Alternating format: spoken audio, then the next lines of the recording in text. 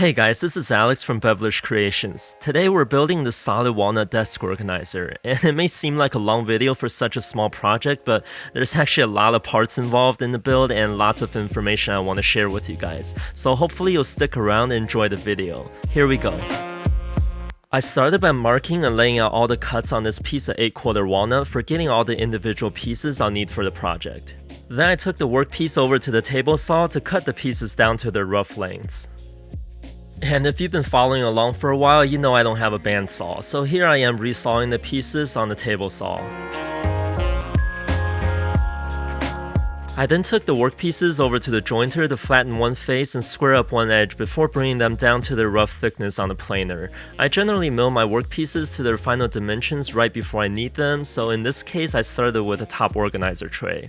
But before I start cutting my workpieces, I first had to make a template for cutting the pockets using my router. So on a piece of 1/2" MDF, I laid out the pockets and then cut them out using my jigsaw. With the pockets cut out, I attached the template to the workpiece with some double-sided tape and then took it over to my drill press to clear out the bulk of the material with the Forstner bit. Doing this first will help reduce the load on the router bit later and will make the routing process much safer as well. For the finishing passes, I'm using a pattern bit in my router that will cut a tight radius along the bottom corners of the pockets while leaving the bottom surface flat and smooth. And for safety, make sure to run the router in a clockwise direction and plunging down no more than half the diameter of the bit with each pass. After all the pockets been cut, I removed the template from the workpiece and then cut the organizer tray to its final size on the table saw.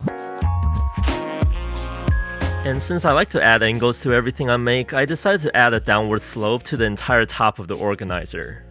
I used my 10-inning jig to help hold the workpiece while I made the cut on the table saw. Since my table saw blade couldn't be raised high enough, I had to swap my fence over to the left side of the blade to complete the cut.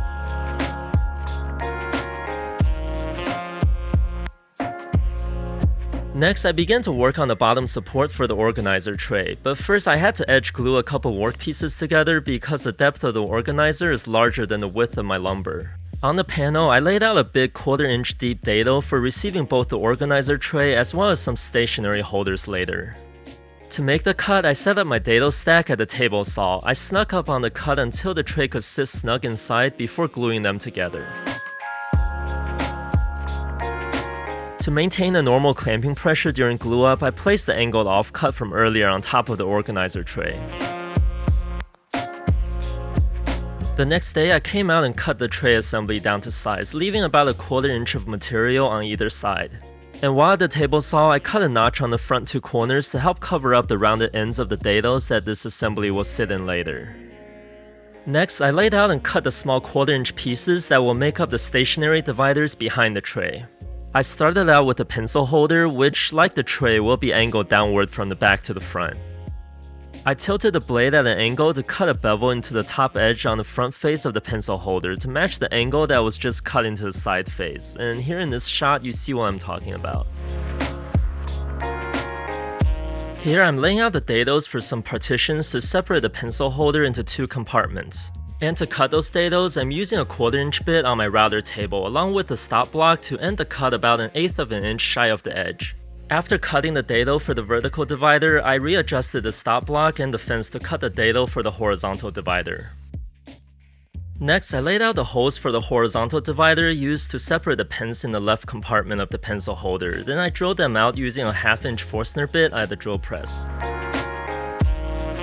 Finally, I glued all the pieces for the pencil holder together and then glued that to the tray assembly. Hopefully this helps to illustrate how those pieces for the pencil holder all came together. It wasn't the easiest thing to explain. With the pencil holder complete, I began to make the dividers that will sit behind the tray for holding larger items like mail or notepads. The height of these dividers will be referenced off of the angle of the pencil holder, so to maintain that downward slope from the back to the front. And finally, I glued everything up to complete the whole top tray assembly.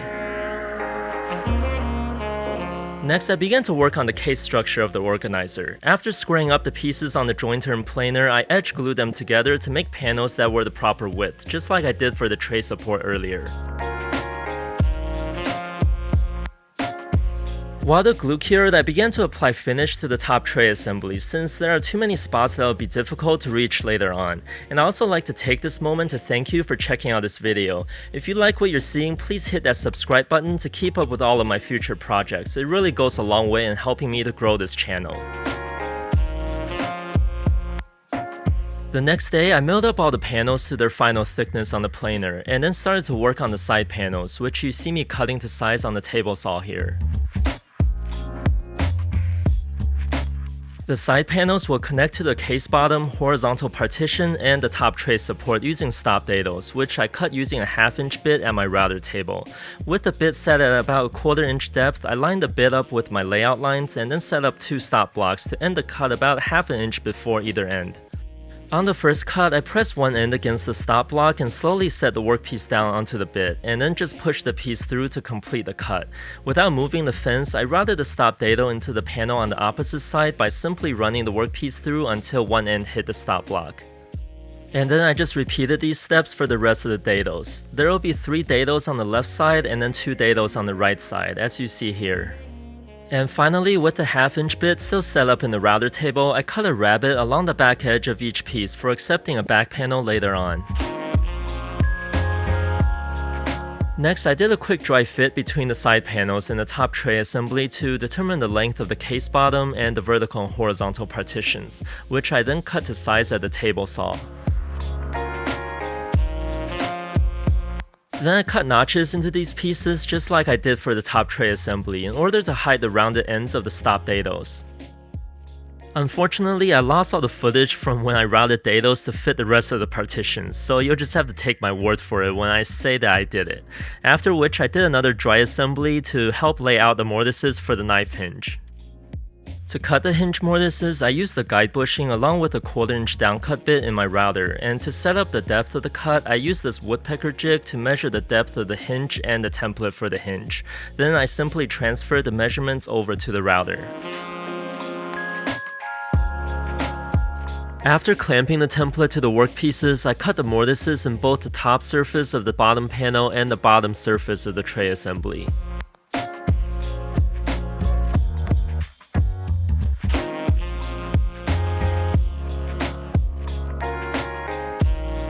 Next, I marked and pre-drilled the holes for the hinge screws. Then I used the steel screw that came with the hinge to tap the holes to accept the brass screws later.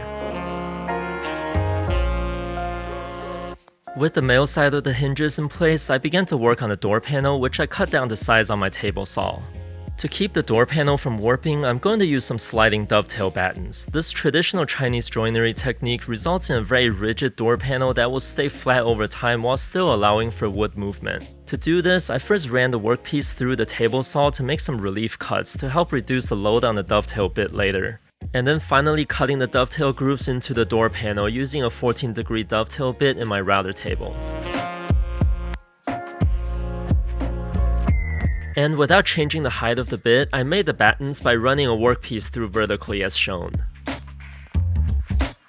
Finally, I cut the dovetail portion off of the workpiece at the table saw and then made a cross cut to produce the 2 battens I'll need for the door. When cut properly, the battens should be friction fitted into the grooves. There's no need to apply any glue. This way the panel will stay rigid while still allowing for seasonal movement. After flushing everything up with a handsaw and a hand plane, I cut the mortises for the female side of the knife hinges on the top and bottom edges of the door using the same template and router setup as before. After installing the hinge and checking the fit for the door, I marked the position for the ball catch used for holding the door closed.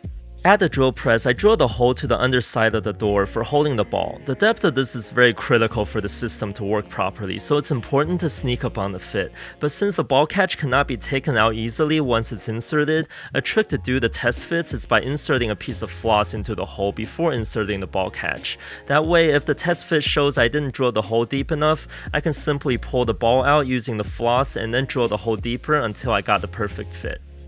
I drilled the catch into the top surface of the bottom panel using the same method to get the perfect fit.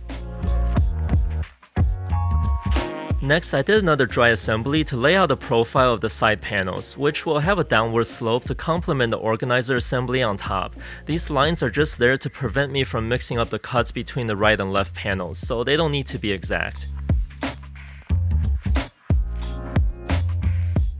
With all the pieces for the case complete, I sanded everything up to 220 grit before gluing the case together.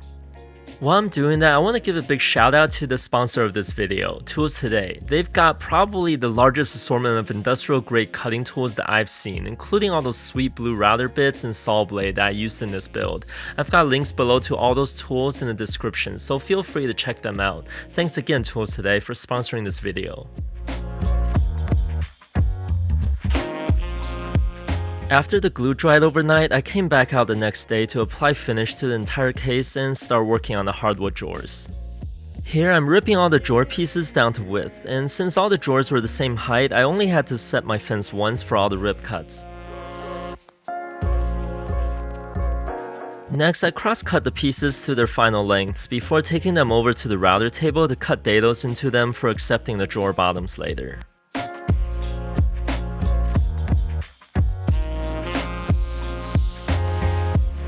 At the table saw, I cut rabbets into the ends of the drawer fronts and backs for attaching to the drawer sides, which you see me gluing up in this shot. Once the glue has had time to cure, I glued in the drawer backs. You may notice here that the drawer backs are shorter than the rest of the sides. This is to allow for wood movement of solid wood drawer bottoms, which you'll see in a moment.